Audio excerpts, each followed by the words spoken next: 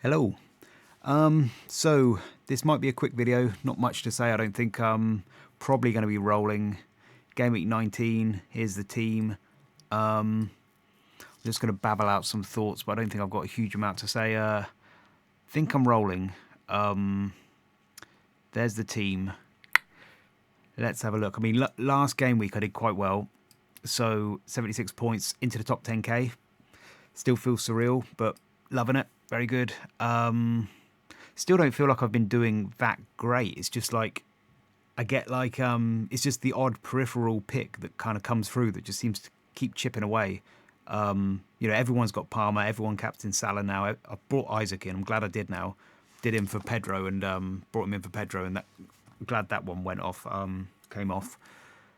But everybody else blanked apart from everyone's got Gabriel as well, or at least one Arsenal defender.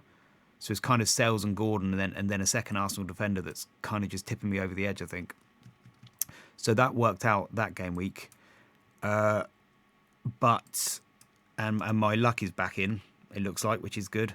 I think I'm actually more pleased about this yellow line at the bottom here as well. I don't fully understand all the maths and how it works and what the meaning of it is, but I kind of tend to get a sense of trust on that yellow line that this is my comparison to the best 1,000 managers. Does that mean that I'm right on course, like on the average of the top 1,000 managers, or does it not? I don't know. I don't really know, fully understand it, but I feel like most seasons that yellow line is just plummeting for me. But it's actually doing well this year, so that's good.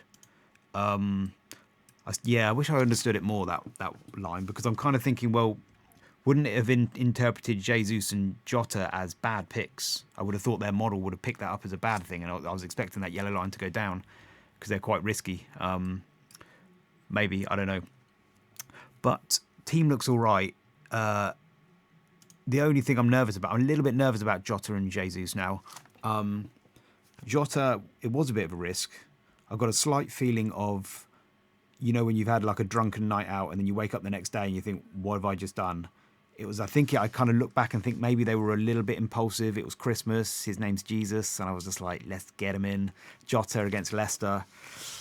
Nah, I don't know. I think a lot of people thought Jota would start. So I think they were probably okay-ish picks. And I think Jesus did start. He didn't start on the right, was he? He was kind of all over the place from what I saw. I have to look into that. But he looked like he wasn't just playing on the right. He was playing up front a lot of the time. So that's good.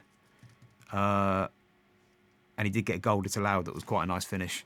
And Jota, so he didn't start, but I think Jota I'm just nervous about. I think he'll probably start the next game. There was a quote by Slot about Jota just saying they're managing, it's about his fitness. And he's been out for a long time and the league is intense. He hasn't been training much. He's been out for a while, so they just need to build up his minutes. But then he also said he's competing against other people in the team that are on form. So there is a sense of like, is Jota going to start West Ham? And I think he is. You've got Gakpo, Jota, Diaz, and Darwin competing for 2 spots. Diaz had a full rest. He's got a few issues. He's just had a kid, and his dad was in hospital. But I think they're all fine. He was probably just rested because maybe that was a distraction, all that kind of business. I'm pretty sure Diaz will start the next one. And then Gakpo started every game since game week 12. Gakpo's minutes are here. He started every game 12, 13, 14, 16, 17. They had the rest there. And he's played a full 90 against Wolves. He played the full 90 against Wolves as well. So that almost feels like they're setting him up for a rest as well. Is my sense with Gakpo. I thought there was another reason. Oh, and also Darwin and Gakpo are both on 4 yellow cards, which might factor into it. Liverpool got to get up to the 20th game because they missed the Everton game.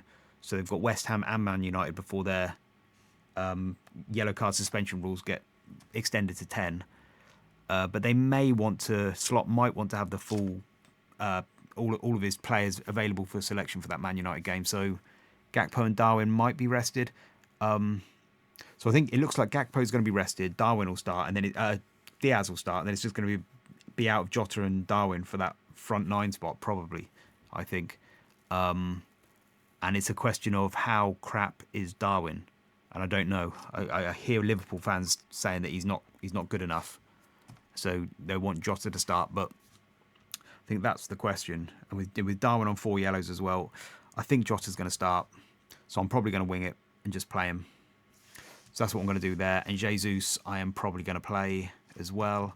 Probably going to bench Wood at the moment. I think it's fairly tight.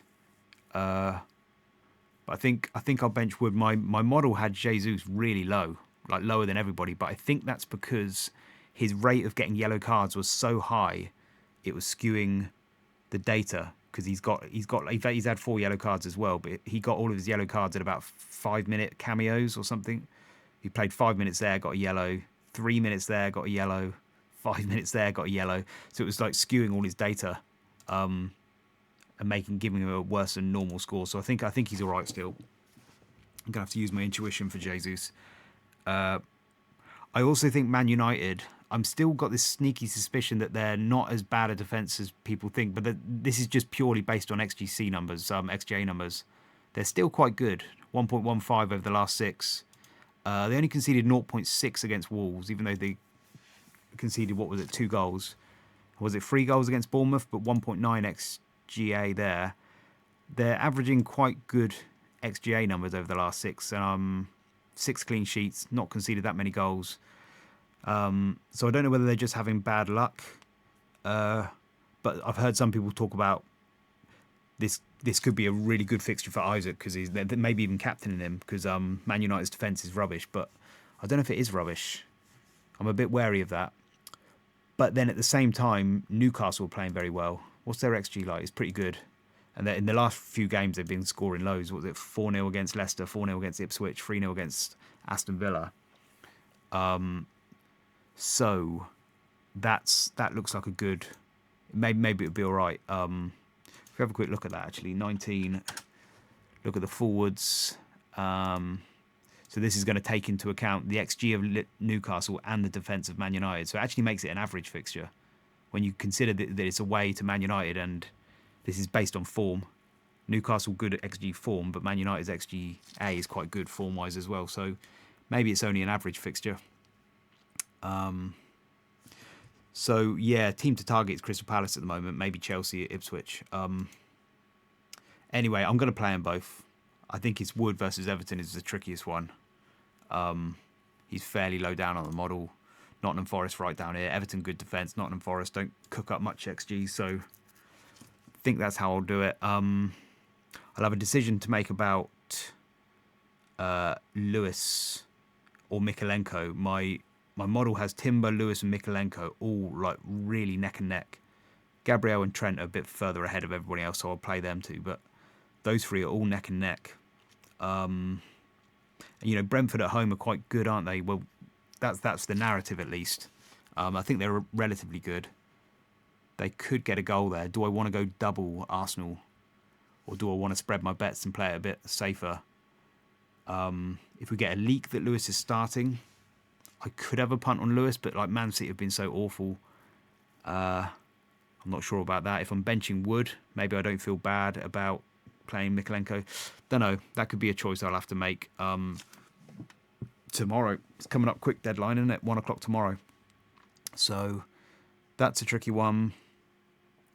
And then I don't think I'm going to be making any transfers, but I like going shopping and having scrolling through the catalogue, and it's like Crystal Palace, Southampton at home looks nice. Eze, Mateta, Sarr, Munoz are the ones to it would be nice to get one of them. But I don't need one. Like I could do Jota to Sarr. I was looking at Jota to Sarr, Jesus to Jackson or something, or Mateta, but it's just shiny new toy itis. I don't need it. I've just got these 2. It's wanting the next shiny toy, and then it'll be somebody else next game week, and on. Be Watkins or something, whatever. So I think I'm going to stick with what I got. I mean, there is an argument to do Timber to Munoz, because if you scroll forward, I mean, it would make this fixture easier, although I don't need to do that this game week at all. But later on, double Arsenal against Brighton. They're all Arsenal's fixtures are all not amazing. then they've got Tottenham, then they've got Aston Villa. And it's like, my bench isn't great there. Mikalenko against Aston Villa, Lewis away to Brentford. So it might have been nice to have had a Munoz. Game week 21, he's got Leicester away. Then they've got West Ham, Brentford. It's possible that I could have done a Timber to a Munoz there, but I think the advantage is not that great. And also, if you look at the defence for the next, like, I don't know, let's go up to 23. Defence, just looking at the versus only, based on form, let's say. Wrong way. Red is good on my list, but forget that. What are we looking at? Versus only, the XG of the opponents. I thought Crystal Palace are really high. I thought Crystal Palace were high on this. Maybe they're not. If I do both. I was going to make a really interesting point, and then I can't remember what it was now. But I think it was like the Crystal Palace's fixtures look good, but when you actually factor in their own data as well, it doesn't come out as great. But basically, Arsenal are still at the top there. Arsenal, even though they've got tricky fixtures, because their defence is so good, and Liverpool and Newcastle are the best defences, then it's Crystal Palace. So in terms of clean sheets, I still think Arsenal are probably pretty good. Yeah, even though they're playing some fairly high XG teams, their defence is so good that it's probably still good enough. Anyway, so I'm just tinkering around the edges, but not really going to move for anybody, I don't think. Sales I'm just going to stick with through the hard fixtures. Yeah, so no Jackson. Yeah, the players I don't have is like Jackson and Crystal Palace players. They're the ones. Fulham, some people are looked at. Maybe I wouldn't go for Fulham this game week. Bournemouth are pretty good. You could do, but it's those next three are nice for Fulham, aren't they? So that could be nice for Fulham players there. But I think, double game week here, assistant manager 24, possibly could use it. Double game week 25-ish, 24-ish. I think I probably should start rolling up some transfers now. That's only like 7 game weeks away, is it? 7 or 8, 7. So if you want to get to 4 or 5, I'm going to have to start rolling some of these.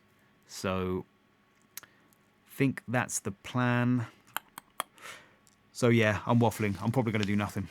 And I think I will end the video there. So that will do. Okay, good luck everyone. See you later.